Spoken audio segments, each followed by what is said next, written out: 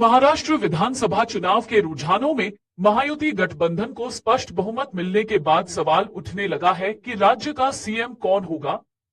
लेकिन इन सबके बीच फडणवीस का एक वीडियो सामने आया जिसमें वो जलेबी बनाते हुए दिख रहे हैं।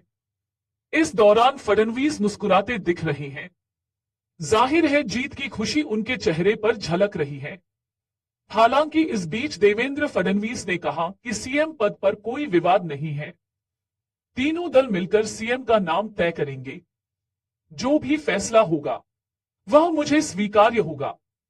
महाराष्ट्र विधानसभा चुनाव के नतीजों ने यह साफ कर दिया है कि प्रदेश में फिर एक बार महायुति की सरकार बनने जा रही है।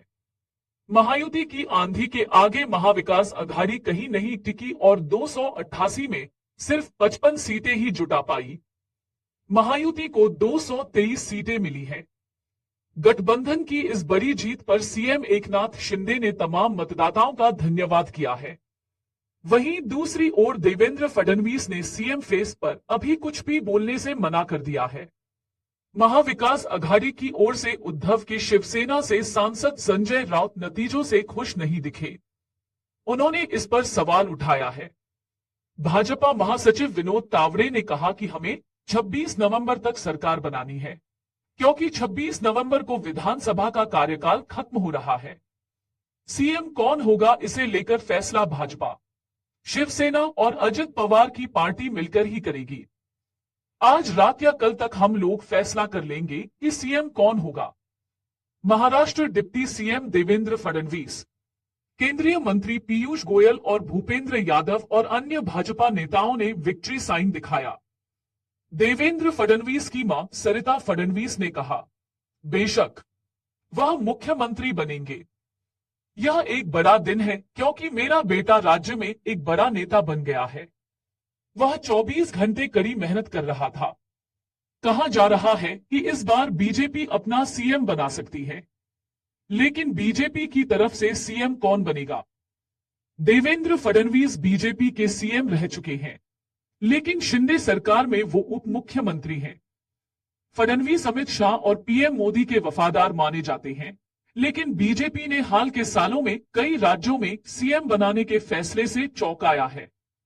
पिछली बार के विधानसभा चुनाव 2019 में राष्ट्रीय जनतांत्रिक गठबंधन एनडीए को बहुमत मिला था। वो चुनाव बीजेपी और शिवसेना ने साथ मिलकर लड़ा था। एनडीए को 161 सीटों पर जीत मिली थी, जिसमें से बीजेपी ने 105 और शिवसेना ने 56 सीटों पर जीत हासिल की थी। लेकिन उस वक्त दोनों ही पार्टियों के बीच मुख्यमंत्री पद को लेकर तनातनी चली और अंततः यह गठबंधन टूट गया। इसके बाद शिवसेना ने कांग्रेस और एनसीपी के साथ मिलकर सरकार बनाई और उद्धव ठाकरे महाराष्ट्र के मुख्यमंत्री बने थे। हालांकि ये सरकार ज्यादा दिनों तक नहीं चल सकी और शिवसेना के एकनाथ शिंदे ने बगावत करते हुए बीजेपी के साथ सरकार बना ली। सरकार बनाने के लिए बीजेपी को मुख्यमंत्री पद से समझौता करना पड़ा था और देवेंद्र फडणवीस को उप मुख्यमंत्री पद से ही संतोष करना पड़ा था। लेकिन इस बार की स्थिति अलग है। इस बार बीजेपी कहीं ना कहीं आगे दिख रही है। पिछली बार बीजेपी को विपक्ष से सत्ता पक्ष में आना था, जिसकी वजह से उसने मुख्यमंत्री पद से समझौता किया। लेकिन इस बार मुख्यमंत्री पद से समझौता करने पर बीजेपी शायद ही सहमत हो। एक थ्योरी ये भी है कि बीजेपी मुख्यमंत्री पद सहयोगी दलों को भी दे सकती है, जैसा कि उसने बिहार में किया था। बीजेपी सबसे बड़ी पार्टी होने के बावजूद ऐसा करती आई है। हालांकि ऐसी स्थिति में वो डिप्टी सीएम का पद अपने पास रखती है और सरकार में अपना दबदबा बनाए रखती है।